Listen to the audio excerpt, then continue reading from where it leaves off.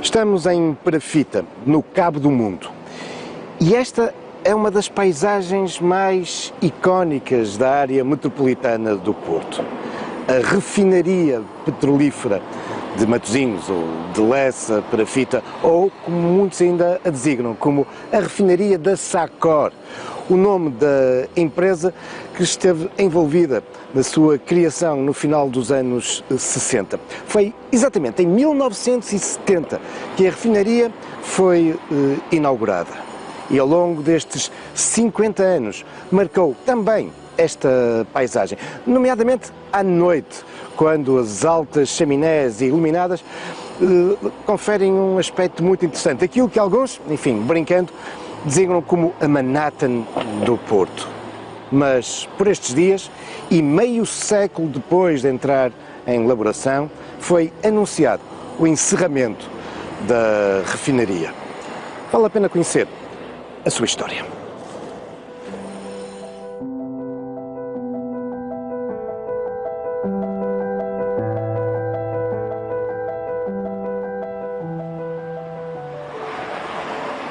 A refinaria da Galp, em Matosinhos, em rigor, Lessa da Palmeira, Perafita, é um equipamento industrial histórico. É hoje o mais antigo equipamento de refinação petrolífera do nosso país. Mas a história desta refinaria é indissociável da história da Sacor, a Sociedade Anónima de Combustíveis e Óleos Refinados, que emerge no nosso país em 1937. É nesse ano que um romeno de origem judia, Martin Sein, que havia fugido do leste e do interior da Europa na sequência das perseguições aos judeus que haviam sido explotadas pelo regime nazi de Hitler. Bom, Sein vem então aqui mais para o ocidente, para Paris, lança o seu olhar também sobre Portugal e vai, no ano seguinte, ter autorização do governo português para instalar a primeira refinaria petrolífera em Portugal. A Sacor vai dar início à construção da refinaria de Cabo Ruivo, a primeira em Portugal, e que só irá desaparecer ali, em Lisboa, a quando, enfim, das obras que vão dar origem à Expo 98. A refinaria de Cabo Ruivo, que entra em elaboração em 1940. Mas 20 anos depois, a Sacor entende que tem condições e é desejável abrir uma nova frente, uma segunda refinaria no norte, e o local escolhido é exatamente este, que se estende entre a Boa Nova e o Cabo do Mundo. Os projetos, no entanto, só começam a ser concretizados em 1966, a obra arranca logo em 1967 e em 1969 começava já aqui paulatinamente a entrar em elaboração. A inauguração, no entanto, iria ocorrer a 5 de junho de 1970 e durante estes 50 anos vai, com efeito, tornar-se uma estrutura industrial crucial no nosso país. Mas porquê este lugar? Bom, desde logo porque aqui havia muito espaço, mas estamos também num sítio próximo de lugares estratégicos, de vias cruciais no norte. Estamos também até muito próximos do aeroporto de Pedras Rubras, que havia surgido poucos anos antes. E, de facto, como decisivo, a sua proximidade ao Porto de Leixões. Estamos a apenas 2 km de distância de Leixões, que irá desenvolver o seu terminal petrolífero, que será fundamental, obviamente, para a refinaria. Mas o que é que existia neste espaço antes de surgir a refinaria?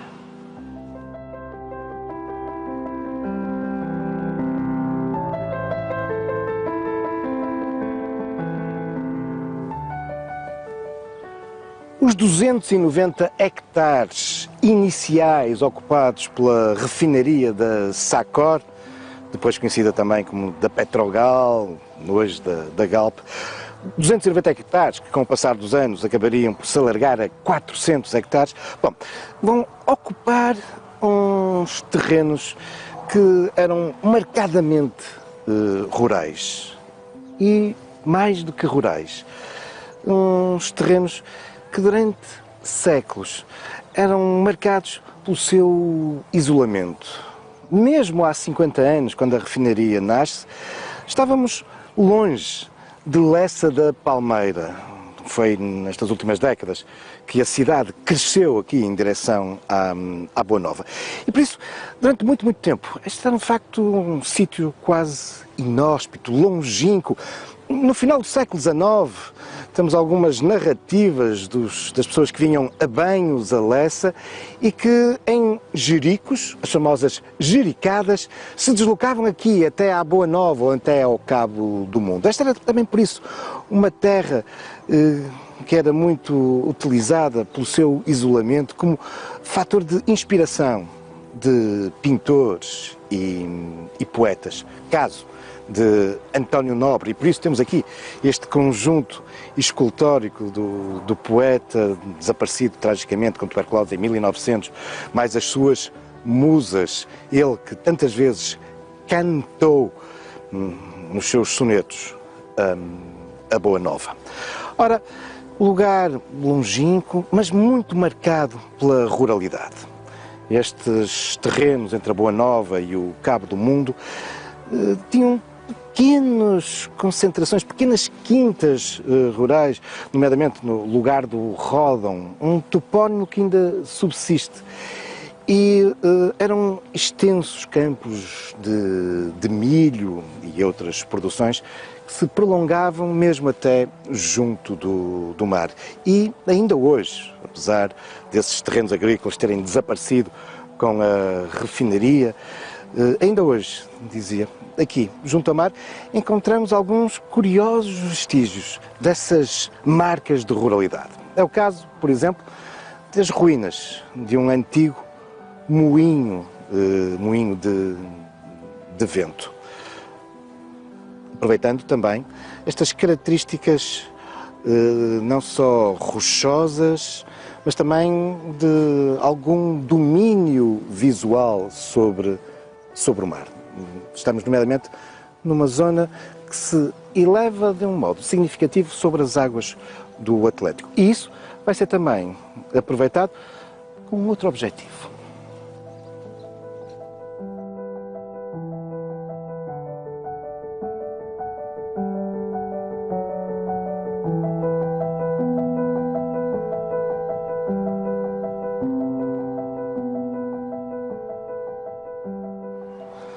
Local com uma boa exposição aos ventos, debruçado sobre o mar, a Boa Nova foi também o sítio escolhido na década de 20 do século XX para ser erguido um farol que entrou em funcionamento em 1927, um imponente farol, o segundo mais alto da costa portuguesa, batido em altura apenas da Barra em Aveiro. Um farol que veio também aqui responder a uma grande necessidade e por isso também aqui na Boa Nova. Nós encontramos numa costa muito, muito rochosa, repleta de leixões, esses rochedos que emergem das águas do mar ao largo. Uma costa que ao longo dos tempos foi trágica no grande número de naufrágios que provocava. Era também conhecida como a Costa Negra, não só negra de luto, mas também porque durante muito tempo era uma costa mal sinalizada, nomeadamente com faróis. Na década anterior, nos inícios do século XX, tentara-se resolver esse problema com um pequeno farolim, de que ainda hoje observamos os seus alicerces nas traseiras da Capela da Boa Nova. Mas essa pequena estrutura era incapaz de responder às necessidades de segurança do muito tráfego marítimo que demandava aqui estas costas. E por isso, o erguer deste fabuloso farol, que veio também marcar a imagem e a história deste espaço, antes ainda do aparecimento da refinaria.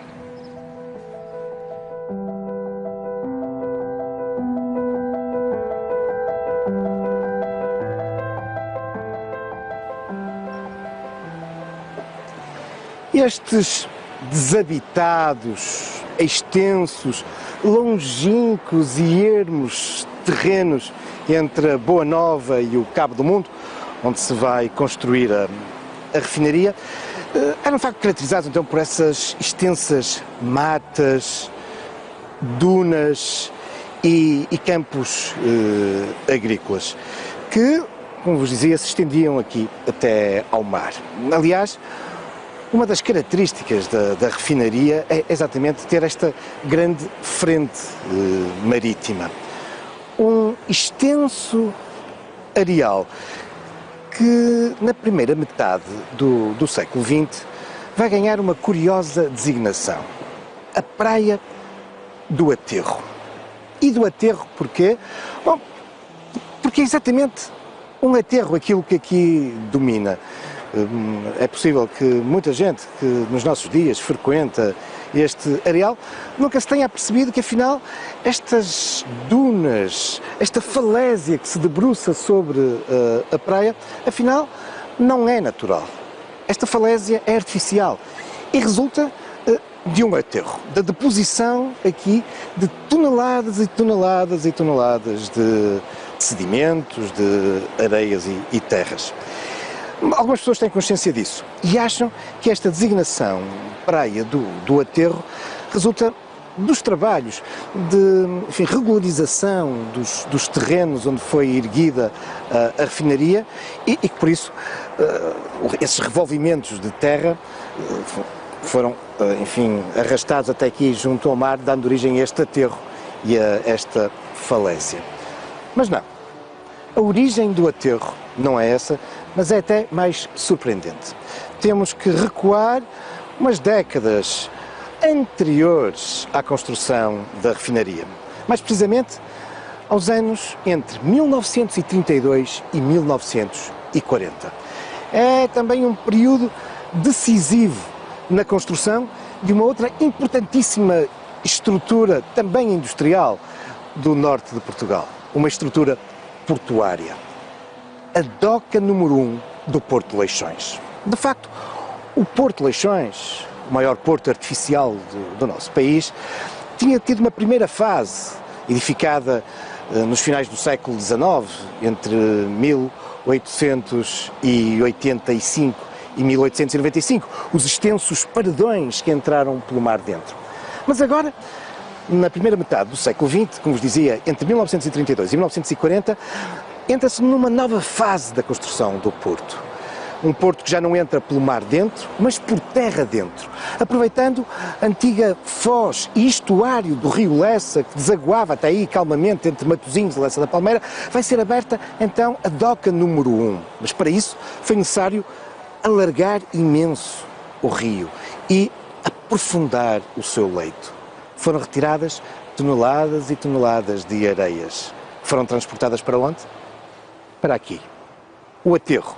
Esse aterro resulta, por isso, da construção da doca número 1 do Porto de Leixões. Certo, é que acaba por dar também origem, ou contribuir para a imagem, de uma praia que, ao longo das décadas do século XX, se vai tornar um importante espaço de lazer. Hoje, por exemplo, um paraíso para os praticantes do surf, a Praia do Aterro.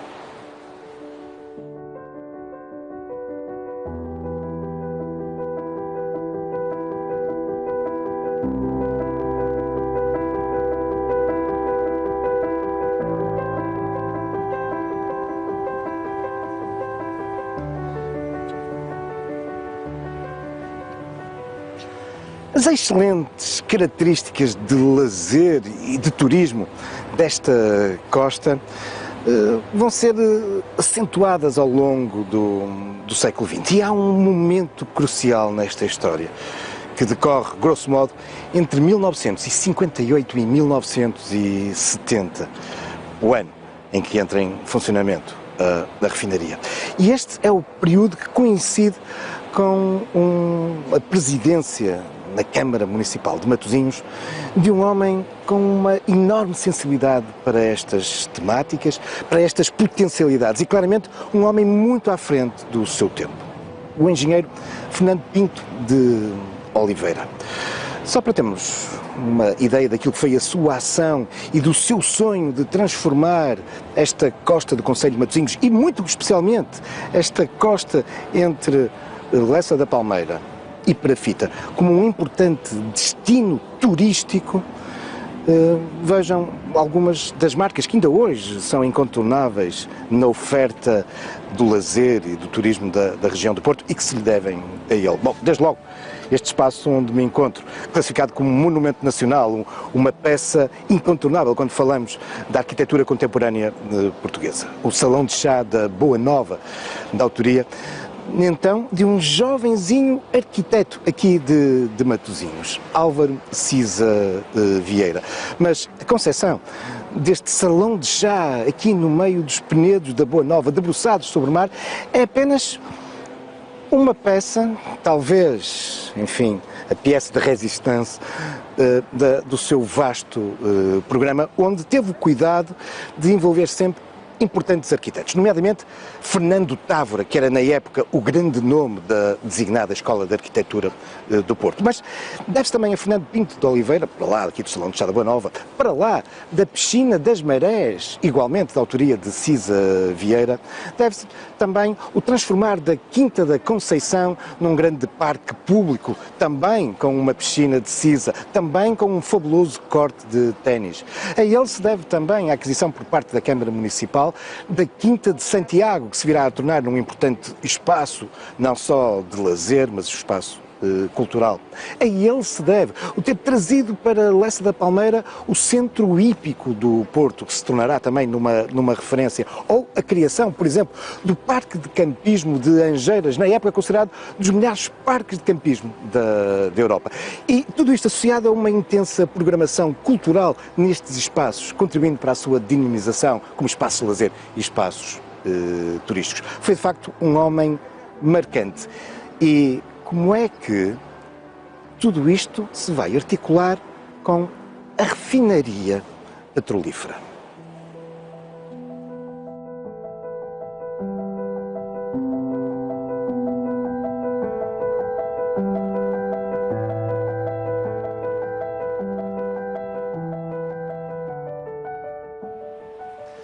Obviamente, a construção aqui da refinaria vem colidir frontalmente com esse plano ambicioso de desenvolvimento turístico previsto para Lessa por Pinto de Oliveira. É um homem claramente muito à frente do seu tempo.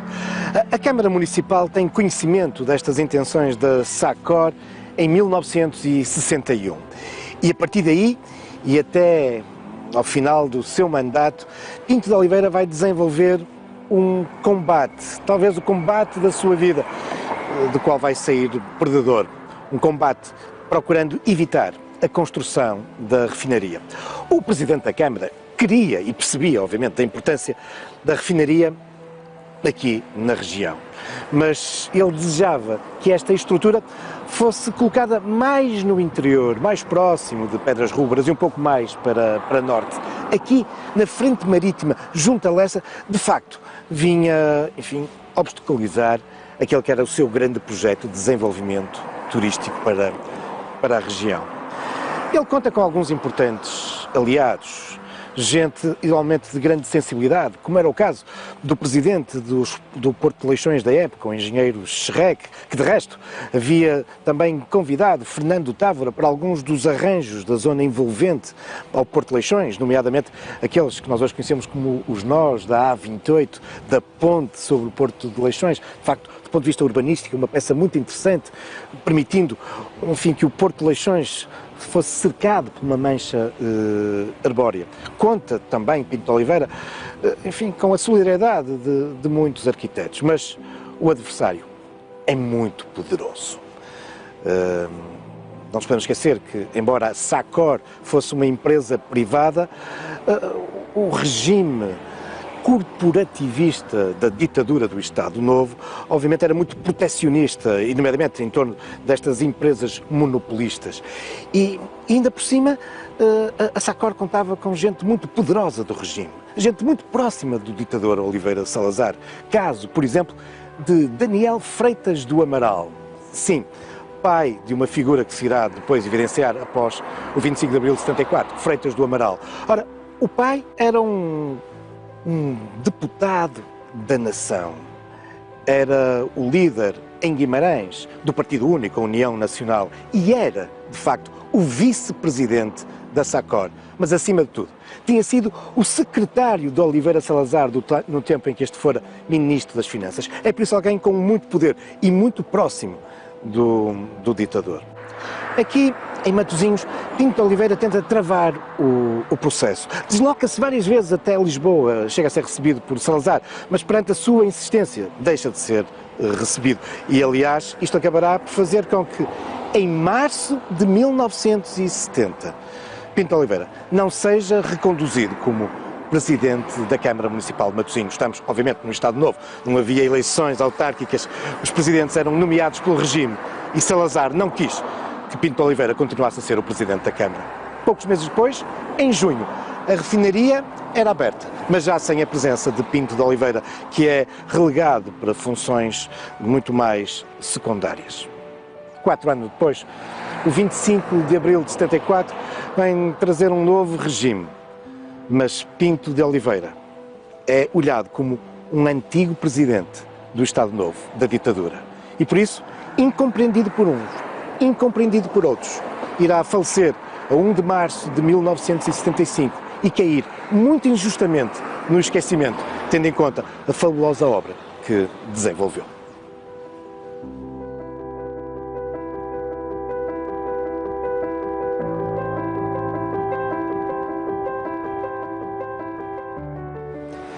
Inviabilizada a conclusão desse ambicioso projeto de Pinto de Oliveira, do ponto de vista de desenvolvimento turístico aqui para a região, com a construção da refinaria, impossibilitado agora de concretizar, nomeadamente, um extenso campo de golfe que confinasse com o mar, bom, a refinaria vai avançar e vai se tornar, ao longo destes 50 anos, numa peça crucial no desenvolvimento industrial do nosso país, crucial nas questões energéticas.